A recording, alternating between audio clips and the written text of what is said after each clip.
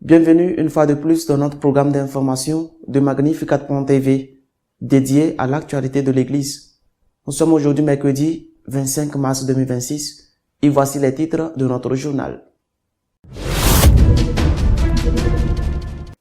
Le procès du cardinal Béchou a été partiellement annulé, la Cour d'appel ayant estimé que le droit à la défense n'avait pas été garanti. Le pape a convoqué les présidents des conférences épiscopales afin de discuter de la situation de la famille et de l'impact d'Amoris Laetitia 10 ans après sa publication. L'évêque d'Anvers, Monseigneur Boni, a annoncé qu'il ordonnerait des hommes mariés d'ici 2 ans, même s'il n'a pas l'autorisation du pape pour le faire. Le préfet du dicaster pour l'écuménisme, le cardinal Koch, a rappelé que l'unité ne peut être atteinte par des compromis, mais en respectant la vérité. En 2025, l'Allemagne a perdu un demi-million de catholiques entre les apostasies et les décès. Seuls 25 prêtres ont été ordonnés dans tout le pays. La Cour d'appel du Vatican a partiellement annulé le procès contre le cardinal Béchou, au motif que le droit à la défense n'avait pas été garanti. La justice vaticane reconnaît que le plus grand procès pénal de son histoire s'est déroulé sans les garanties requises. La plus grande affaire pénale de l'histoire du Vatican recommence. La Cour d'appel a accueilli les recours de la défense et a ordonné un nouveau procès qui débutera le 22 juin. L'affaire du Palais de Londres, considérée comme le plus grand procès pénal de l'histoire du Vatican, devra être rejugée. La Cour d'appel de l'État de la Cité du Vatican, présidée par Monseigneur Alejandro Arellano, a décidé l'annulité relative du jugement de première instance et ordonné la tenue d'un nouveau procès qui débutera le 22 juin 2026. La décision rendue par une ordonnance publiée mardi 17 mars fait largement droit aux exceptions de nullité soulevées par les avocats des 10 accusés, parmi lesquels le cardinal Bécu, condamné à 5 ans et demi de prison. La nullité relative prononcée n'implique pas la nullité totale de l'ensemble du procès, en première instance, ni de l'audience, ni du jugement. Cette décision intervient quelques jours après que le Saint-Père a lié la stabilité institutionnelle du Vatican au respect des garanties procédurales dans les procès. Au cœur de la décision se trouvent 2 irrégularités que la Cour a jugées déterminantes. La première concerne le promoteur de justice dirigé par Alessandre Didi. Le parquet n'a pas remis à la défense l'intégralité des pièces du dossier d'instruction, mais une version partielle comportant des omissions importantes. La deuxième question concerne 4 rescrits signés par le pape François. La défense a fait valoir que ces rescrits n'avaient pas été publiés en temps voulu, ce qui a entraîné une méconnaissance de la part des accusés tout au long de la phrase d'introduction. La Cour reconnaît que ces documents constituent une forme légitime d'expression des pouvoirs du pape, mais conclut que la non-publication du premier requis, daté du 2 juillet 2019, a porté atteinte à la légitimité de certains actes d'introduction adoptés sur la base de celui-ci par le promoteur, en particulier des mesures à caractère conservatoire dérogeant aux dispositions légales en vigueur. 10 ans après la publication de Amoris Laetitia, le pape a convoqué les présidents des conférences épiscopales pour débattre de la situation de la famille dans le monde. Le pape a annoncé la convocation d'une réunion des présidents des conférences épiscopales du monde entier en octobre 2026 dans le but d'entamer une nouvelle phase de discernement synodal sur l'avenir de la pastorale familiale. Cette convocation coïncide avec le 2e anniversaire d'Amoris Laetitia, publié par le pape François le 19 mars 2016. Le pape a mis en avant plusieurs axes d'Amoris Laetitia, l'espérance biblique de la présence miséricordieuse de Dieu, qui permet de vivre des histoires d'amour, même au milieu de crises familiales. L'invitation à adopter le regard de Jésus et l'appel à stimuler la croissance, la consolidation et l'approfondissement de l'amour conjugal et familial. Léon XIV souligne que la fragilité fait partie de la merveille que nous sommes et que la vie chrétienne se régénère constamment dans le don, dans l'amour. Dans cette perspective, le souverain pontife invite l'Église à évoquer la beauté de la vocation au mariage, précisément à partir de la reconnaissance de sa fragilité afin d'éveiller la confiance en la grâce et le désir de sainteté. Le message fait également brièvement référence au chapitre 8 d'Amoris Laetitia, dans lequel François appelait à accompagner, discerner et intégrer la fragilité en dépassant une conception réductrice de la norme. Ce chapitre a suscité une vie controverse en ouvrant la voie à l'accès à la communion pour les catholiques divorcés et remariés civilement. Monseigneur Boni, évêque d'Anvers en Belgique, a annoncé qu'il était prêt à ordonner les hommes mariés, même si le pape ne lui en donnait pas l'autorisation. Monseigneur Boni, évêque d'Anvers, a annoncé son intention d'ordonner des hommes mariés prêtres d'ici 2 ans dans le cadre d'une initiative qui ne bénéficie pas du soutien de Rome et qui pourrait lui valoir de graves conséquences canoniques, y compris l'excommunication. La menace de Monseigneur Boni s'apparente à celle de l'éphébriste et place le pape Léon dans la situation de devoir reconcrétiser des décisions au-delà de l'écoute.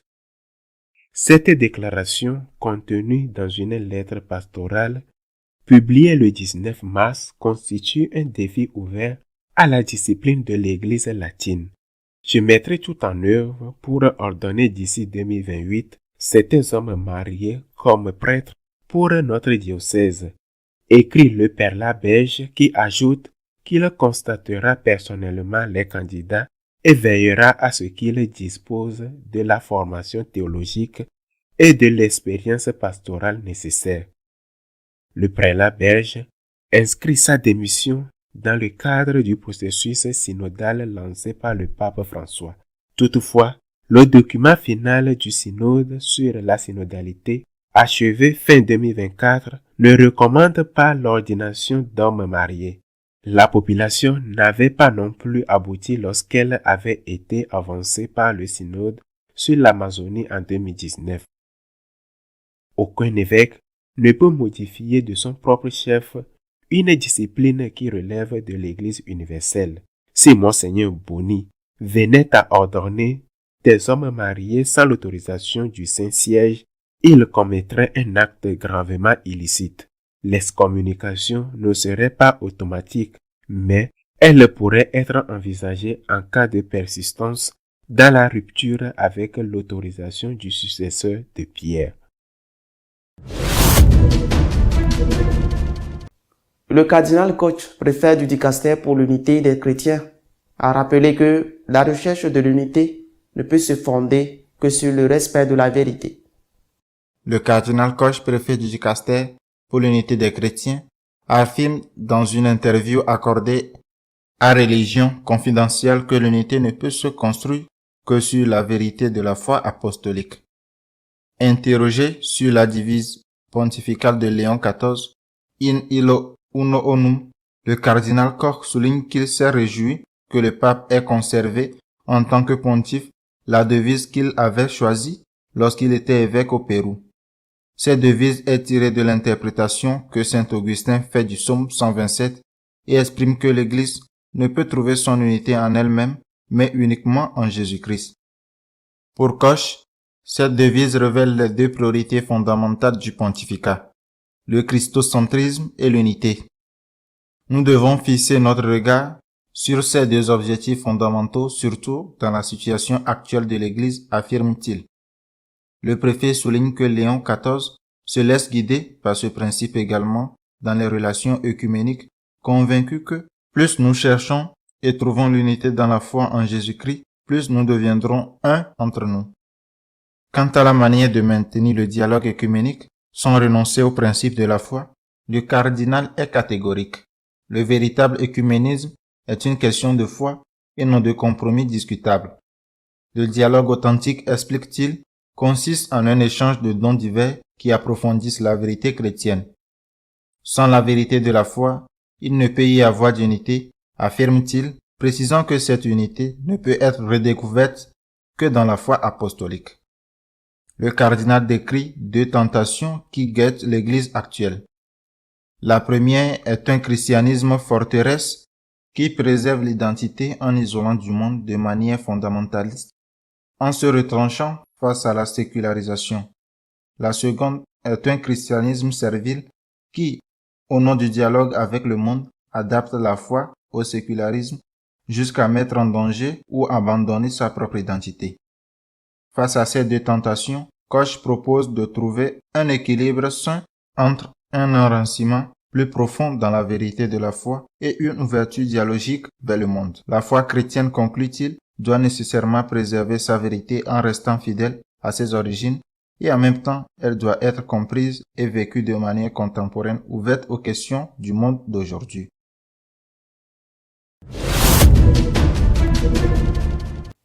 La crise de l'Église en Allemagne s'accentue. En 2025, un demi-million de catholiques ont quitté l'Église et seuls 25 nouveaux prêtres ont été ordonnés dans tout le pays. L'Église catholique en Allemagne compte désormais moins de 19,3 millions de fidèles après avoir perdu 649 636 membres au cours de l'année 2025, selon les statistiques ecclésiastiques publiées par la Conférence épiscopale allemande.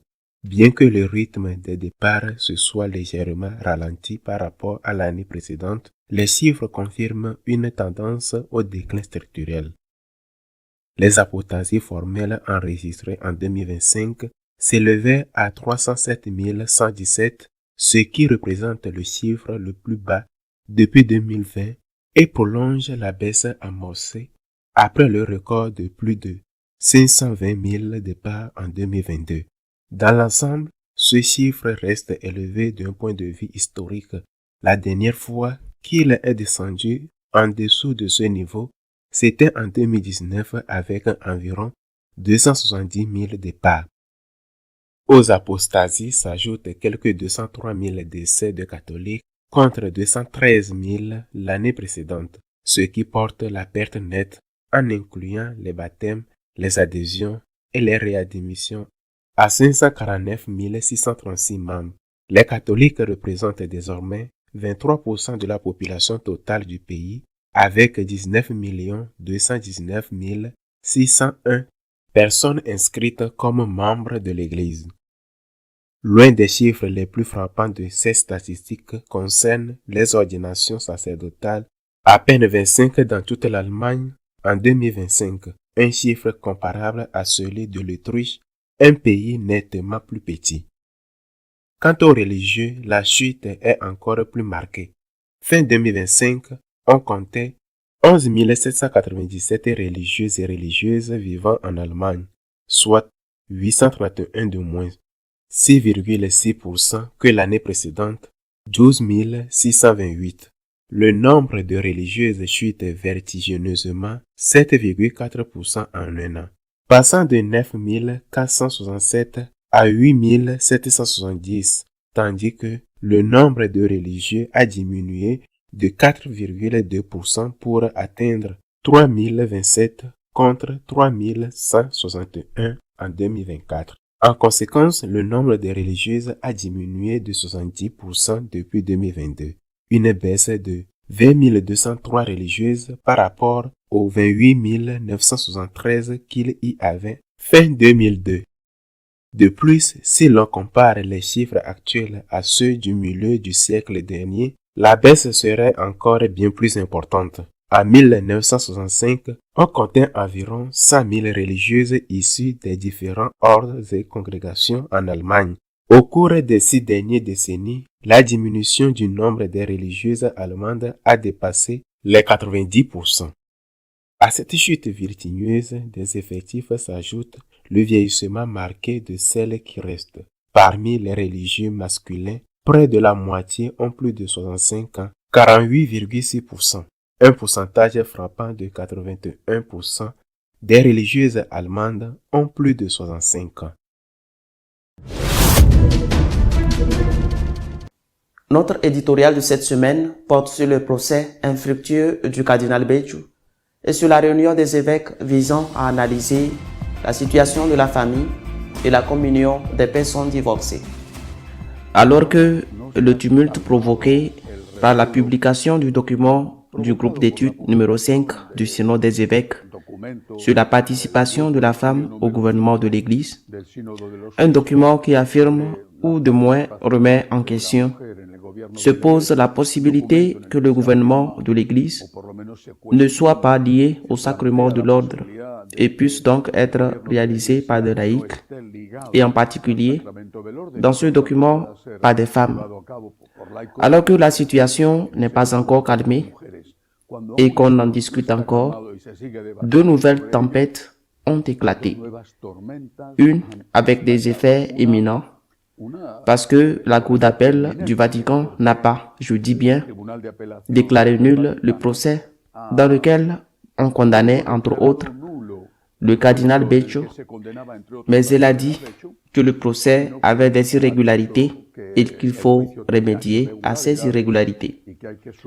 Mais l'autre tempête de plus grande ampleur a été l'annonce faite par le pape Léon qu'une révision d'Amoris Laetitia allait avoir lieu à l'occasion du 10e anniversaire de la publication de cette exhortation pastorale, bien que l'on n'ait pas dit exactement ce qu'il en était de la révision d'Amoris Laetitia.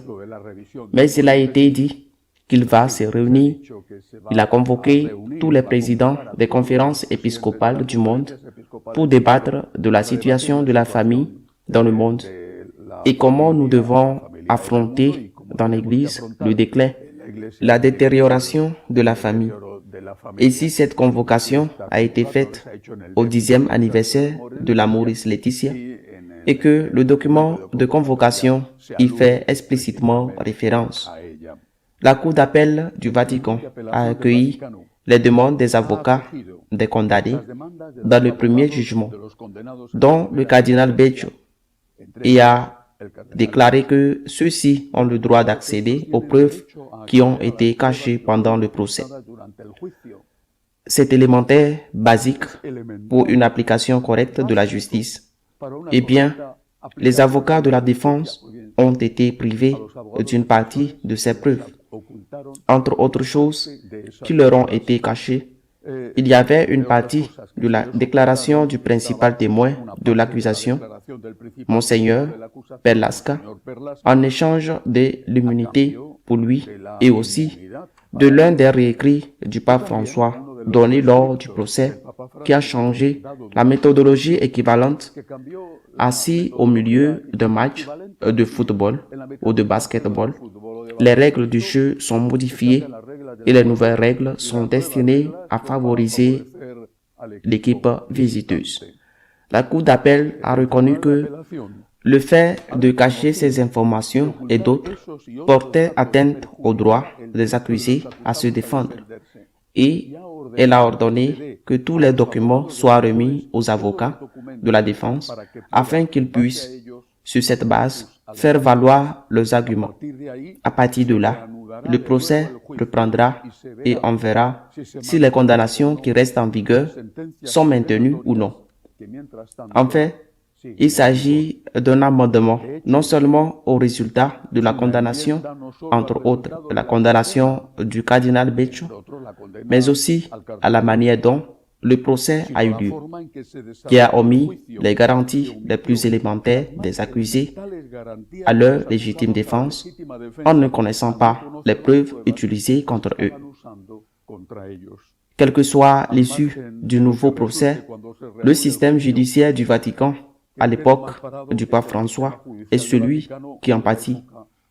Mais il faut reconnaître que ce même système judiciaire, maintenant devant la cour d'appel, corrige ce qui a mal tourné à l'époque.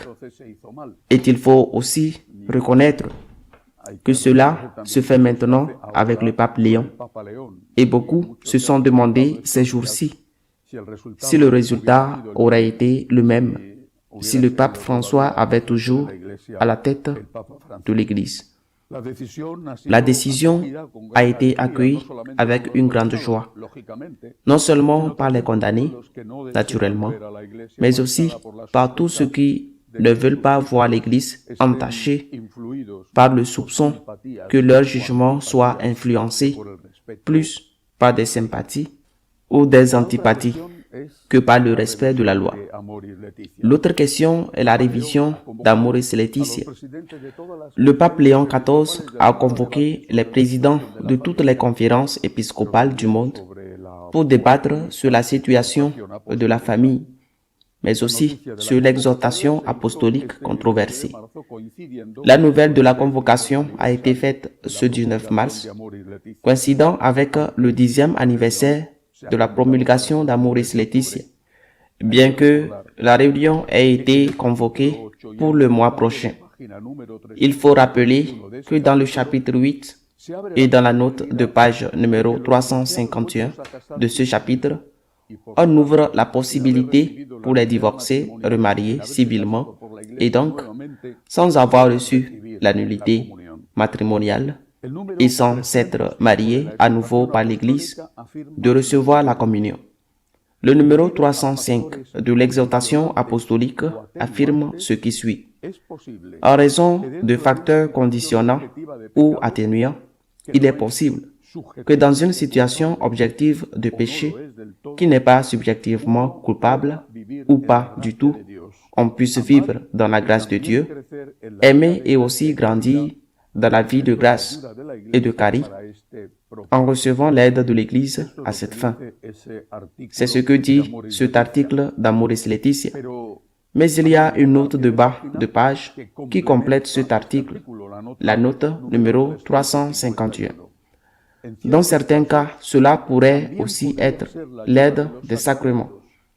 C'est pourquoi je rappelle aux prêtres que le confessionnal ne doit pas être une chambre de torture, mais le lieu de la miséricorde du Seigneur. Je souligne aussi que l'Eucharistie n'est pas un prix pour les parfaits, mais un remède généreux et une nourriture pour les faibles. Note 351 qui déclenche la polémique. Comme il peut y avoir des péchés qui le sont objectivement, mais qui ne le sont pas subjectivement, l'accueil miséricordieux impliquerait de se fier à l'opinion du sujet, opinion subjective, et donc de lui donner la communion. Le discernement est recommandé. Dans la pratique, le discernement n'a soit pas été fait, soit c'est fait avec des prêtres libéraux tolérants. C'est ce qui s'est passé et ce qui s'est produit a été la généralisation dans certains endroits, surtout dans certains pays, de la communion à des personnes qui sont divorcées, de nouveau mariées, ou même à des personnes qui vivent en concubinage, sans se marier même civilement. Face à cela, il faut le rappeler. On l'a fait de la part de 4 cardinaux, dont 2 sont encore en vie, Burke et Brandt Müller. Un appel au Vatican, un doute, une question. Le péché subjectif, objectif existe-t-il encore? Peut-on dire que quelque chose est objectivement péché ou que tout reste à l'interprétation de la personne, à la subjectivité? Le doute est resté sans réponse. Il n'a pas encore été répondu et peut-être que maintenant, dans cette réunion, c'est quand on répondra d'une manière ou d'une autre, oui ou non à la question. Ce qui s'est passé, c'est que, d'une part, de nombreux catholiques se sont sentis scandalisés par la permission implicite du pape de communier, alors qu'on était en situation permanente d'adultère, contredisant ainsi l'enseignement du Christ et de l'Église pendant 2000 ans, tandis que beaucoup d'autres, sans aucun discernement ou cherchant des prêtres complaisants, ils se sont approchés de la communion tout en étant dans cette situation objective de péché. La réception de l'Eucharistie par les divorcés et les concubins s'est généralisée dans de nombreux pays et dans très nombreuses paroisses. Et on a même persécuté les prêtres et les évêques qui refusaient de lui donner la communion. Un exemple de cela a été ce qui est arrivé à Monseigneur Martinez, évêque du diocèse argentin de San Luis, à qui on a exigé la démission pour avoir rejeté l'interprétation Laxa d'Amoris Laetitia. C'est ce qui s'est passé ces dernières années. Le pape convoque maintenant tous les présidents des conférences épiscopales pour débattre de la question de savoir si cela doit continuer ainsi et déjà pour trancher la question dans un sens ou dans l'autre. Que va-t-il se passer en octobre? Pour le moment, il est très bien que le pape affronte le problème et qu'il le fasse avec les évêques qui président les conférences épiscopales. C'est un acte de synodalité authentique et positive. Lors de la réunion d'octobre, il y aura certainement des évêques qui diront qu'il faut continuer à donner la communion aux divorcés, remariés, parce qu'il faut accueillir avec miséricorde les personnes qui sont objectivement hors de l'Église.